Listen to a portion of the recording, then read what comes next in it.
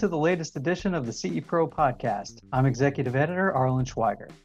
We recently debuted our Industry's Got Talent segment, and this week the beat goes on as we welcome Tim Bigoness of D-Tools. When he's not talking to integrators about their system design proposals, you could probably find Tim laying down a groove on the drums, just like many of you saw last year when he helped the CE Pro band rock the CEDIA Expo.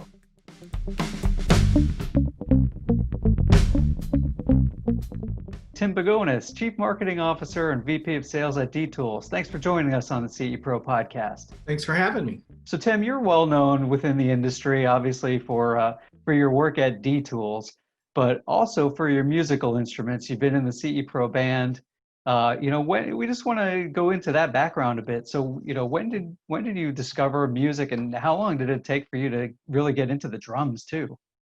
Well, I think like many of my age and really, musicians around the world. I mean, I got into it because from the Beatles.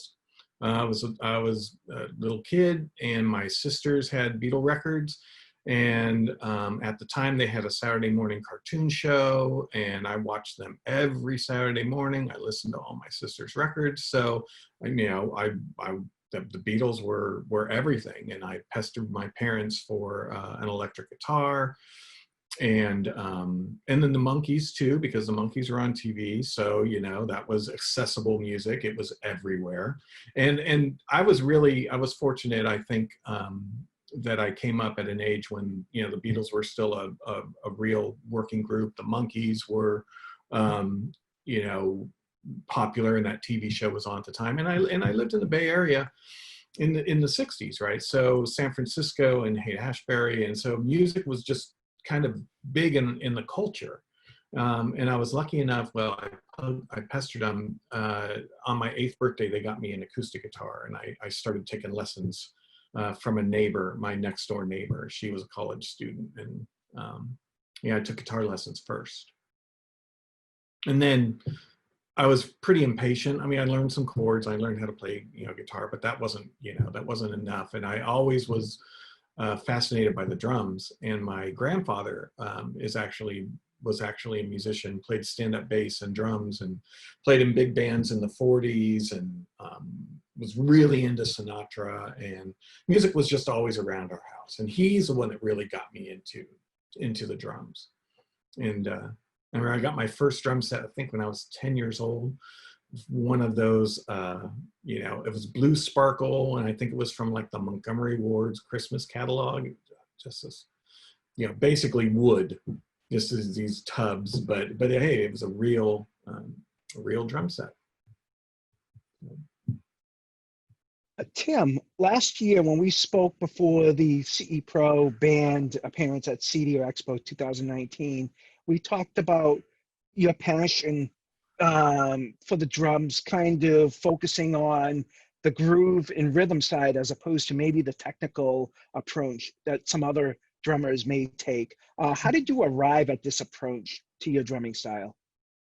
Well, that's a personal preference, but you really need both. I mean, you need to be able to have the technical chops, or at least the technical background, and be able to play to get to the groove of the song. I was fortunate that when I was young, my parents supported me and provided me with private lessons, in addition to being like in the school band. And my drum teacher in the 70s, his name was Dave DeMarsh, and he was a contemporary of David Garibaldi from Tower Power. He was friends with him, and they were from the Bay Area as well. And so, this is like 5th, 6th, 7th grade. He was making me listen to these tracks and write out some of the, the rhythms and the rudiments, and then I have to learn how to play this stuff. And this is 5th, 6th, 7th grade. And, those are really hard technical chops to learn. So you have to kind of have the basics. My preference was really, I liked more flamboyant. I liked Keith Moon was my guy, Mitch Mitchell from Jimi Hendrix Experience, and of course John Bonham. And that style of drumming fit kind of just my interests and my personality. But you needed to put the work in to be able to even play, you know, any of those type of, maybe you wouldn't call it quite so. So look, there's Neil Peart, who is the epitome of, you know, the best, in, you know, in terms of rock, right? Technical drummers. There's tons of jazz drummers and everything, but if we're talking specifically, you know, rock and prog rock and you know, Alan White and those types of guys. There's those, you know, Bill Bruford from King Crimson. Those are the guys that were just like amazing, you know, total technical chops. Then you have your more, you know, to me, they were more groove. You know, Bonham had just the best bass drum. Mitch Mitchell and Keith Moon had just these incredibly fluid fills. And that's what appealed to me. As I got older, I really started to really appreciate really what Charlie Watts and Ringo really brought to the table, which seems really, really easy when you listen compared to some of these really more technically proficient drummers. But what they do is hold everything together, and it's actually really the foundation for everything else. And the older I got, the less busy my drumming style became, and I really came to appreciate much more of the bedrock and the foundation. So I look at that as the groove, and I always really gravitated to that more than, you know, really trying to learn, you know, a specific, you know, Neil Peart kind of, you know, you could, you know, it's really impossible to try and approximate those. You can get them down and feel like I got it, but you know, it's never really right there. So But, Tim, playing off of that and considering some of those influences that you just mentioned, can you tell us a little bit about the band that you play in, and then what kind of style you guys play and how those influences impact that? yeah, sure. I'm in a band we're called Jam Daddy, and you know, we play, you know, basically classic rock. Pretty much though, anything from the 60s. It's not so much a tribute band for a specific band. I like to think of it as like we like to do a tribute to that era or to the genre. Like when we play songs, we try and really make them sound more true to the recording as opposed to just freestyle jamming, right? And things from the 60s all the way up to now, and we'll play the occasional, you know, songs from this century. We're not quite that old. And we've been playing together for 15 years, and everybody's a really accomplished musician. We all have our day jobs. It's not, we're trying to aspire to make it or be anything. We all play because we love to play. We all played seriously when we were younger. And I think the really good thing that, the thing I love about playing with this particular bunch of guys is that, hey, we're really good friends. We're all kind of at the same place in our lives. We got families, we've got careers. But we gig, you know, well, up until this, we were gigging, you know, once or twice a month, and we've got a huge song list. So we play together for so long, we'll put a set list together and we'll do maybe 1 or 2 rehearsals. We'll try and learn a couple of new songs in there. And it's, you know, it's just a real nice, it's just a nice band. And, you know, we're pretty good for what we do. You know, we play and people like it. Yeah, that sounds like fun. Yeah. Tim, can you tell me what's the best part of playing a live gig? Regardless if whether it's the band you play in San Francisco, or if it's even something like the CE Pro band, what's the funnest part of playing in a live atmosphere?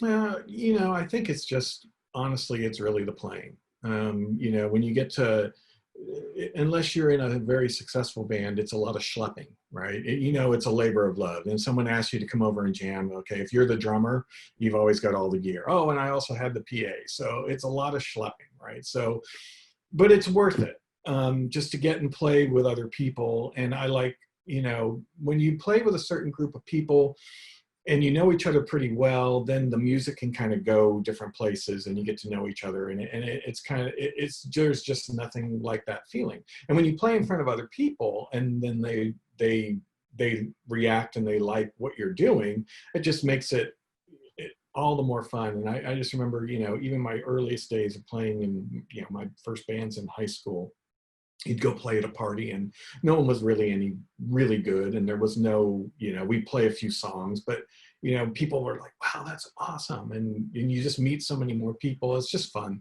And I would say that, you know, the experience of playing with the CE Pro band was really awesome, because it was the kind of thing where you knew people you knew people could play, but if you haven't played together, you don't know how it's really going to go. And this thing, you know, Bob, you were awesome. You know, we worked together, and you asked me like, "Hey, we're going to do this thing. You want to go play with these guys?" I'm like, "Sure." And we picked some songs, and we had to do everything via phone calls and emails, and nobody played with each other at all until we had our one rehearsal right before Cedia. And you never know how it's going to go. But it was great because we sat down, there were no egos. And halfway through the first song that we started playing, I was like, "Ooh, this is going to be pretty fun. This is going to be really good." And it turned out to be just an awesome experience to play with so many, you know, talented people. And I think people really, really, really dug it. So that was a great experience. That was pretty much fun for everyone to watch at the CEDIA Expo, definitely. I felt sorry for the people in the booths, like right adjacent to where we were playing. But that was really fun. You know what was really fun is, so I go back to the schlepping, right? Like every time you gig somewhere, you know, for me, you know, when I was younger, I had a couple friends. I had this big old Pearl drum kit, and I'd have 3 people helping me schlep all my stuff in. It was awesome. Now it's just me. Then the CE Pro gig was like, I walked up and they were setting up, and I introduced myself, and they're like, "Oh, Tim, oh, how would you like the drums set up?" "Oh, I like this." "And what kind of cymbals would you like? Here's the vault of cymbals. Pick whatever cymbals you like." "Really? Okay, great." I just picked all these up. "And do you have enough vocals in the monitor, Tim?" Oh man, that was just, they were phenomenal. And that Yeah, they was were just great. such a fun experience. But I was like, "Oh wow, I could get used to this." "Oh Yeah. sure, these cymbals would be great." So That was Tim, speaking of drums and kits and drum sets and all that, I think you may have recently purchased a set of Vistalite drums from the 70s, and if so, you know, those are some pretty famous drums. Can you tell us a little bit about some of the differences between kind of a vintage set of drums and versus a modern drum kit? Yeah, I think it's a matter of taste. And yeah, a few years ago, I was fortunate enough to find like this really, really nice Ludwig Vistalite kit. And for, if you don't know what those Vistalites were, they were the clear kind of plastic see-through drums. And John Bonham had probably the most famous one. So if you're a kid playing rock roll in the 70s, and you saw Song Remains the Same, that amber Vistalite kit was just iconic. Right. And back then, I mean, those things were a fortune. There's no way you could afford it. I was playing the Montgomery Ward's kit, right, when I was, you know. So I always thought, you know, man, when I grow up, I'm gonna have one of those. And a few years back, met this guy, and we started talking. And he said, yeah, he had this, you know, blue Vistalite kit, and he wasn't really gigging with it anymore. And typically those things are going for like $1,200, $1,500. And I'm really particular. I want a really clean one and everything. And so we started talking. This thing was beautiful. And I got it for like $600, which was just a steal. And he's like, "Look, I know you're going to love it and take care of it. And this other guy gave me a great deal on something." So he just kind of paid it forward. So it's kind of like a beautiful kit, and I gig with it, and it sounds amazing. But to be honest, you know, the technology today and the way that drums are manufactured, and there's just great drum manufacturers, you know, across the board with DW and everybody putting kits together. If you're a kid starting out today and you're getting one of these entry level or mid-level kit, you know, the technology is so much better. You're going to sound amazing. But there's something about, you know, for me personally, just playing that kit, it sounds awesome. And I have another vintage Ludwig that I really love playing. But I also have a couple of, you know, modern kits. I have a beautiful Gretsch that I love, and that's a 2000s kit, and it sounds amazing. So a lot of it comes down to personal preference, but honestly, it really comes down to tuning and the types of heads. So even though I had that Montgomery Ward's kit in the 70s, I used to tweak and I could make it sound amazing. And I remember I had this friend in high school that had a Yamaha kit, and I was so jealous because it was such a nice kit. And I'm playing this, you know, entry level, and his drums sounded horrible, right? They just sounded just like boxes. And I said, well, let me tweak it a little bit. So I tuned them all up, and then he was like, "Oh my God, this thing sounds amazing." Well, he just really didn't know how to tune them. So you can, you know, there's tricks that you can use to make things sound good. But that's one thing I can always say is I was always proud of my drum sound the way that I could get my drums to sound. They just, personal preference, but they always sounded good. So. Thank you, Tim. That's funny. It reminds me of talking to the home theater guys about setting up and calibrating theaters. It's all in tuning the theater, and it's really kind of regardless of the price points of the gear inside the home theater. A lot about that has to do with how they calibrate the system. A well-calibrated system will outperform a system that isn't calibrated well. Yeah, I mean, it's kind of like, we're all gearheads at some level, right? Yeah. Whether it's, in musical instruments, and then I got my degree in television, and I worked in television for the first few years of my career. So it always seemed to be about some kind of gear. And I love gear, whether it's guitars or drums or music instruments or stereos or turntables or TVs. And, I think that's the cool thing about this industry, is that everybody at some level is a gearhead. Right. And that's what makes it so fun, to be honest. And we have so many friends in this industry that it's so easy to make friends, lifelong friends in this industry. And I've been fortunate enough to be with D-Tools now almost 15 years. And when I first got to D-Tools, I was new to this industry. I was just a software guy. I was in multimedia. And I came to this industry not knowing anybody.